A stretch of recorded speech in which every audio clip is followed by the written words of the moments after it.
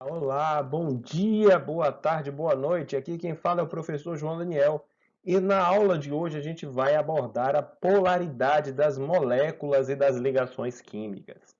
Essa aula ela tem como público-alvo o primeiro ano do ensino médio, mas antes da gente iniciar, não esquece de dar aquele like maroto, se inscrever e ativar o sininho aqui. Deixa um comentário também se você tiver alguma dúvida. Olha só, essa aula ela tem uma estreita relação com a aula de distribuição eletrônica, com a aula de fórmula eletrônica de Lewis, com a aula de geometria das moléculas.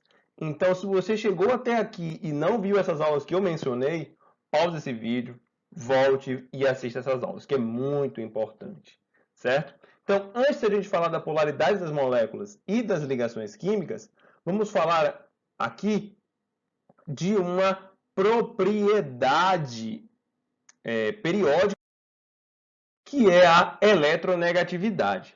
A gente já viu lá atrás na aula sobre ligação química como e por que elas ocorrem. Mas o que acontece?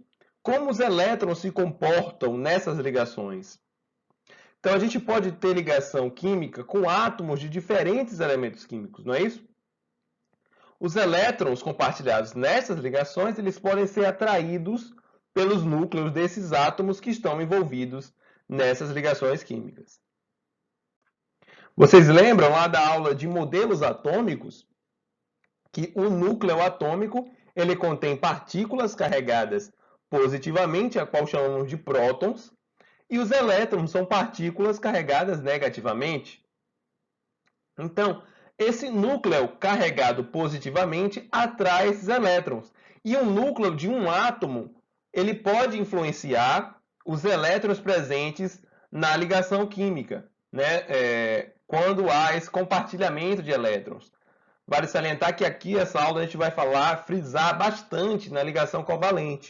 Vamos deixar um pouco de lado a ligação iônica e um pouco de lado a ligação metálica. Tá? Então, a eletronegatividade, que é o tema dessa parte da aula, ela corresponde à tendência que o núcleo de um átomo tem de atrair elétrons, elétrons que são compartilhados com este átomo, em uma ligação química. Mas essa força de atração desses átomos é diferente porque os elementos químicos são diferentes. Então, cada elemento tem a sua eletronegatividade. A eletronegatividade é uma propriedade periódica, ela varia periodicamente, em função da tabela periódica. Aqui a gente tem alguns valores de eletronegatividade, como vocês podem avaliar. Quanto maior a eletronegatividade, maior será a força de atração dos elétrons na ligação química. Então, por exemplo, o elemento mais eletronegativo da tabela periódica, ele é o flúor. O flúor ele tem uma eletronegatividade de 4. Então, por exemplo, se o flúor se ligar ao hidrogênio, o flúor, a tendência do flúor atrair mais fortemente os elétrons da ligação química para perto de si. Isso é importante, essa propriedade periódica é importante, porque é a eletronegatividade que favorece a formação de polos, certo? Que a gente já vai ver. Então, eu peço que você pense a eletronegatividade como uma gangorra. Você sabe como é que a gangorra se eleva? Pausa esse vídeo e pense um pouquinho. Espero que você tenha pausado esse vídeo. A gangorra, ela se eleva, ela se inclina, né? Ou se eleva para o lado que exerce maior força. Então, o lado que exerce maior força, a gangorra fica abaixada, e o lado que exerce uma menor força fica suspenso. Tá? Então, é a força que faz com que a gangorra se incline. A força ou a massa do indivíduo, o peso do indivíduo que está ali naquela gangorra. Então, se eu coloco aqui um indivíduo de massa, uma criança, né, de massa 25 quilos e o pai dele de massa 100 quilos, provavelmente essa gangorra não irá subir para o lado do pai, porque o pai tem uma força maior, tem uma massa maior, tem um peso maior. Então ele causa esse desequilíbrio constante na gangorra, não é? Não, por mais que o filho tente fazer uma força, o filho tem massa, tem força, mas não consegue elevar o pi nesta gangorra. Na química não é diferente. No caso das moléculas, essa força é a eletronegatividade, é ela que atua atraindo, ou seja, desbalanceando essa gangorra.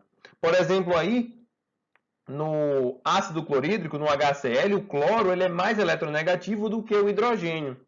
Então, o cloro ele atrai os elétrons da ligação química para perto de si. Isso faz com que haja a criação de um polo. A gente vai ver já já o que são os polos. Um polo negativo ao redor do cloro, do átomo de cloro, e um polo positivo ao redor do átomo de hidrogênio. Tá? Então, é essa força aqui na química que a gente vai chamar de eletronegatividade. Polaridade das ligações. Agora chegou a hora. As ligações químicas elas podem ser classificadas em dois tipos.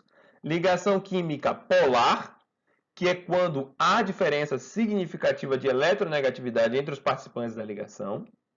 E ligação química apolar, quando não há diferença significativa entre os participantes da ligação química ou ambos os átomos são do mesmo elemento químico. Vamos para alguns exemplos. Uma vez que a eletronegatividade é a tendência, de atrair elétrons para perto de si na ligação química, os elétrons eles vão ficar mais próximos daquele átomo do elemento químico mais eletronegativo. Então é isso que leva à formação do polo. Olha os exemplos aqui. Eu trago dois exemplos de ligação polar e um exemplo de ligação apolar. Como é que eu sei que a ligação polar é apolar, professor? Simples, checando a eletronegatividade dos átomos presentes nessa ligação química. É só subtrair a eletronegatividade do maior pela eletronegatividade do menor. Se esse resultado ele for maior que zero, significa que a ligação ela é polar. Se ele for igual a zero, a ligação ela é apolar. Tá? Então aqui, no elemento mais eletronegativo é formado o polo negativo, porque os elétrons da ligação química estão mais próximos desse átomo eletronegativo, mais eletronegativo, o átomo do elemento mais eletronegativo, enquanto o polo positivo é formado naquele átomo do elemento químico menos eletronegativo. Polos, eles só existem em pares. A Terra, por exemplo, tem dois polos magnéticos, polo sul e polo norte. Não existe polo isolado. Observe a bateria, ela tem um polo positivo e um polo negativo. Não existe, de novo, repetindo, não existe polos isolados. Não existem polos isolados. A ligação apolar, aqui que eu trago o exemplo da molécula de cloro, Cl2, vocês podem pensar em um cabo de guerra. Duas pessoas com a mesma massa, com a mesma força, puxando uma corda. Essa corda não vai para lugar nenhum, porque os dois têm a mesma força, estão em equilíbrio de forças. Então, um cloro aqui, deixa eu pegar aqui, a caneta. Um cloro, ele atrai os elétrons para perto de si, e o outro também atrai, fazendo com que essas forças se anulem. Professor, essas forças se anularem, significa que a ligação não existe? Não. A ligação continua existindo. Porque se você vai voltar, vai ver que a ligação precisa existir para atender a regra do octeto, para que aquele átomo ele seja estável energeticamente, mas ela não forma polos, porque os dois átomos são iguais. Certo? São duas pessoas iguais, idênticas, com a mesma força, a mesma massa, puxando uma corda, e essa corda não vai para lugar nenhum. Um não consegue derrubar o outro. Tá?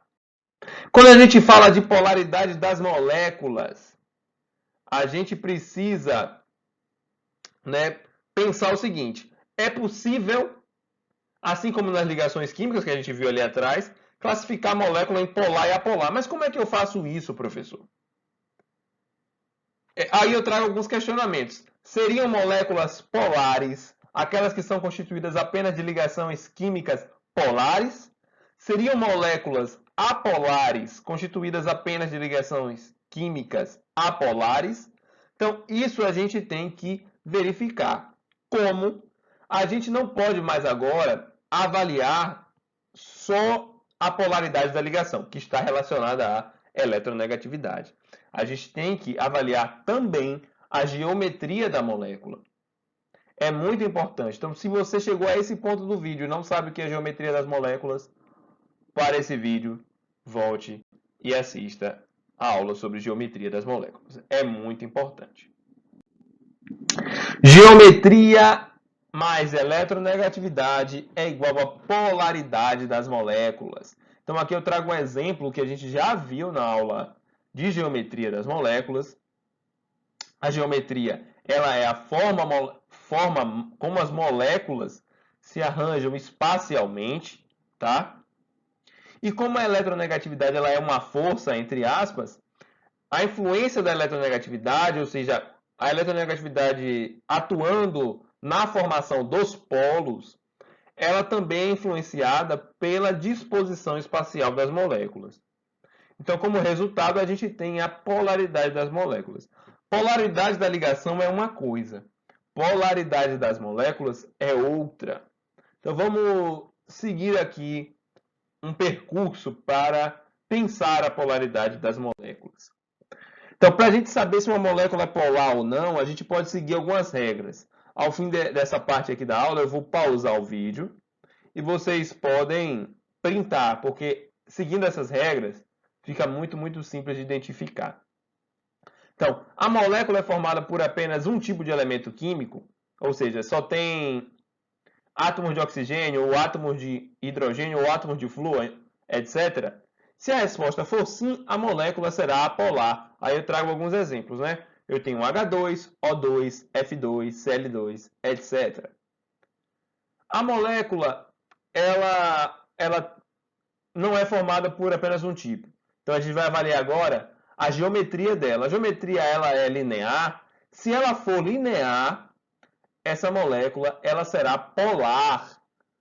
Então, por exemplo, aí eu trago o ácido iodídrico, o HI, o HCl, que é o ácido clorídrico. São átomos diferentes, com eletronegatividades diferentes, e favorecem a formação de polos. Tá? O polo aí ele está localizado no iodo, né? No I, no ácido iodídrico, e no cloro, no HCl. E se não for linear, professor, aí a gente vai pensar. Essa molécula ela é formada por dois átomos de elementos diferentes. Se a resposta for sim, a gente vai avaliar. A geometria dela é como? Trigonal plana, linear ou tetraédrica? Se a resposta for sim, essa molécula será apolar. Então a gente tem como exemplo as moléculas de BF3, que é o trifluoroboro, e o metano, CH4. São exemplos de moléculas apolares, tá? E se não for, professor, aí a gente vai investigar. Ela é então angular ou piramidal? Se a geometria for angular ou piramidal, ela é polar. Um exemplo, a gente tem a amônia, NH3, ela é piramidal. O H2O, que é angular. E o PCl3, que também é piramidal. Aqui, relacionado a molécula formada por dois átomos de elementos diferentes e de geometria linear e que seja apolar, eu ainda posso dar o exemplo do gás carbônico, do CO2. Então, o CO2, ele é assim, ó. Ele é linear, ele tem o carbono fazendo duas duplas ligações com o oxigênio. Por mais que os oxigênios estejam, né, atraindo os elétrons da ligação com o carbono para perto de si, essa atração se anula, porque os dois são oxigênios. Não é? Tem a mesma eletronegatividade. Não há um desbalanço que favoreça a formação de polos. Então, essa força, em sentidos contrários, se anula. Essa força, entre aspas, tá bom, pessoal? A gente está falando da eletronegatividade. Aí a gente vem aqui para falar de polaridade e momento de dipolo. Determinar a polaridade, ela também pode ser realizada por meio da análise do momento dipolo ou momento dipolar resultante. O momento dipolar ou vetor momento dipolo é aquele que representa a polarização de uma ligação covalente. Então, lá atrás, quando eu falei da molécula de CO2, eu mostrei uma setinha para vocês. A setinha estava apontando para o átomo do elemento químico mais eletronegativo, que no caso foi o oxigênio. Então, o momento de dipolo é esta seta, certo? Que é um vetor. Ele está relacionado à distribuição das cargas elétricas ali, né? Cargas elétricas parciais naquela molécula.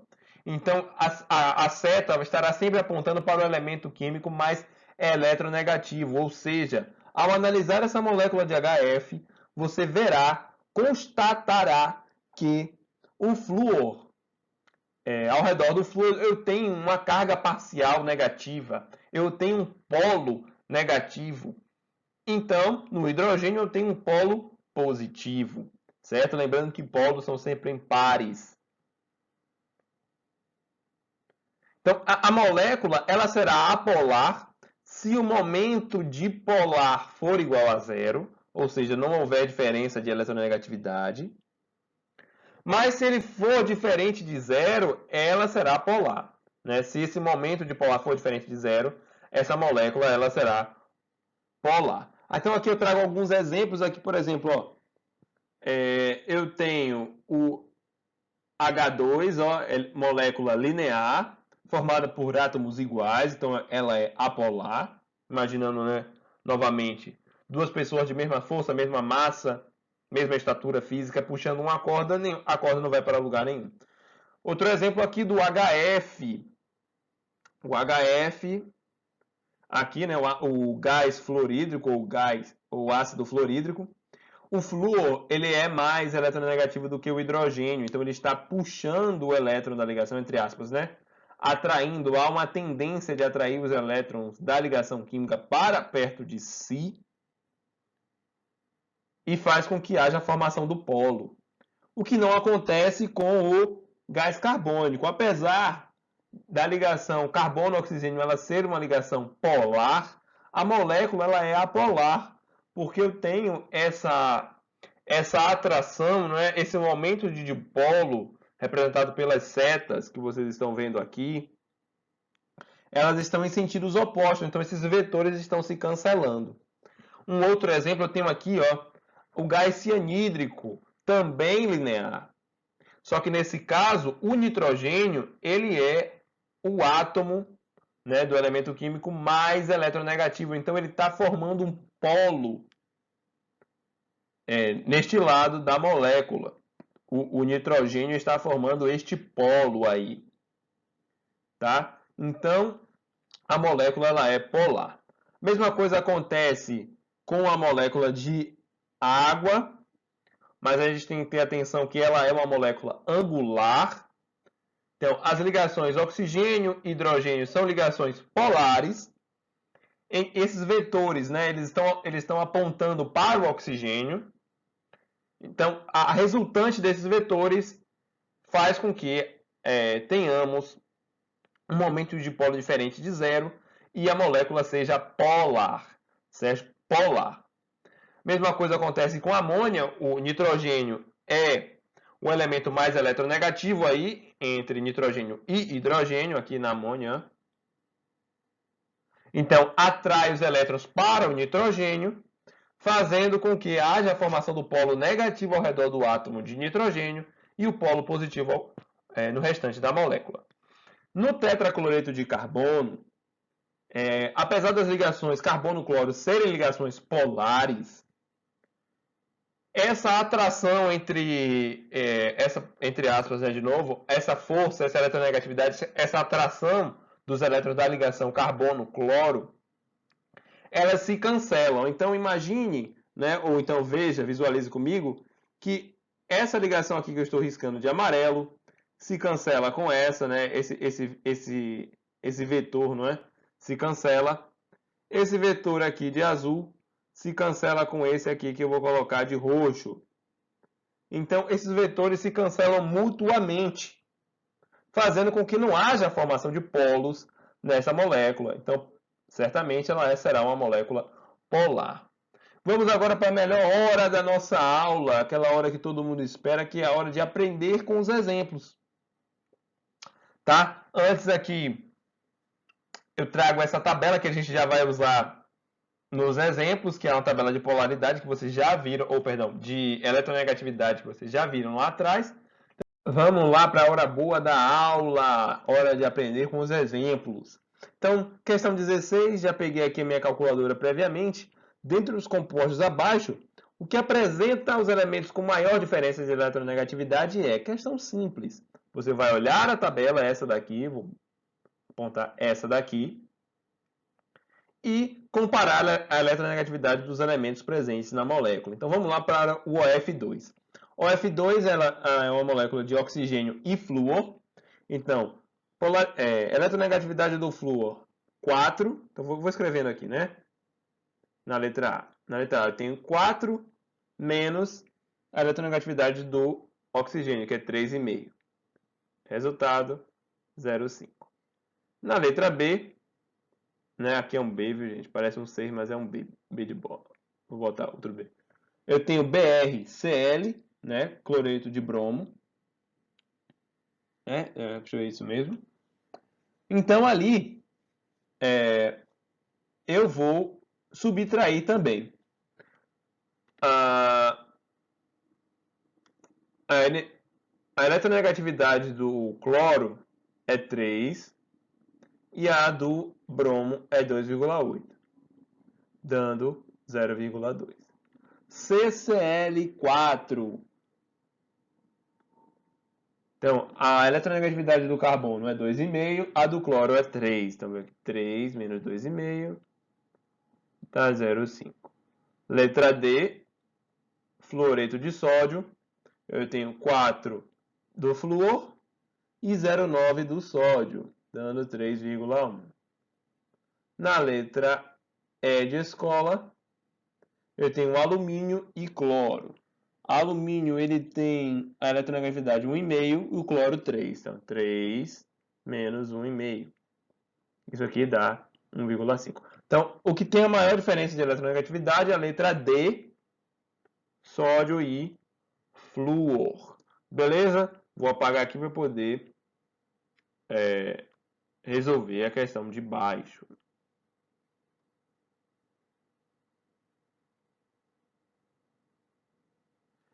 Indique qual dessas moléculas são polares e quais são apolares.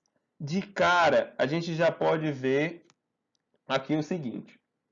Apolar, eu já tenho a letra B de bola. Ela é apolar. Por quê, professor? Porque ela é constituída apenas do mesmo elemento químico. Então, aqui, ó, eu tenho na letra B, né? Eu tenho F ligado a F. Essa molécula ela é apolar, porque um flúor está puxando os elétrons, o outro também. Mas não há formação de polos. Tá? Então, na letra B, aqui F2, ela é apolar.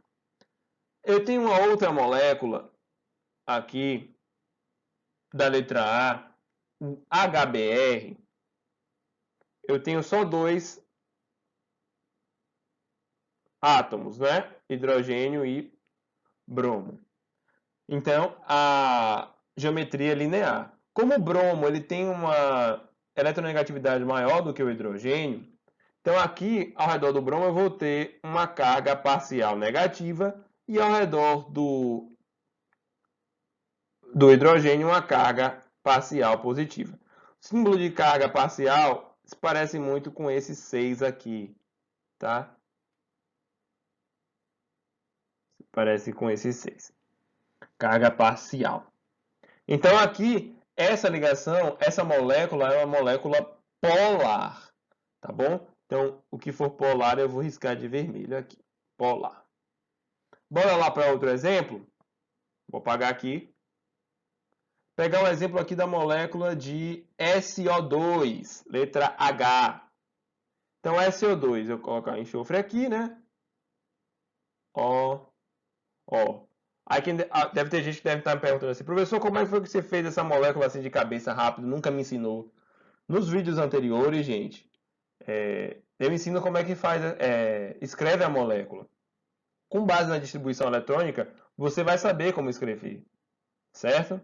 Vai saber quem é o átomo central, etc, etc. Quantas ligações colocar. Então aqui, ó, SO2 eu tenho o enxofre ligado a 2 oxigênios. O oxigênio ele é mais eletronegativo do que o enxofre.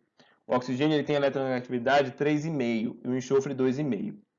Mas observe, essas forças, né, esse momento de polo representado pela seta vermelha que eu coloquei aí, se cancelam. Então essa molécula, ela é uma molécula apolar, porque esses vetores eles se cancelam, estão em sentidos opostos, tá? Vou pegar aqui uma outra para a gente fazer. A gente pode fazer aqui a letra J, H2S, tá? Enxofre ligado a hidrogênio, ligado a outro hidrogênio. O enxofre tem par eletrônico livre aqui.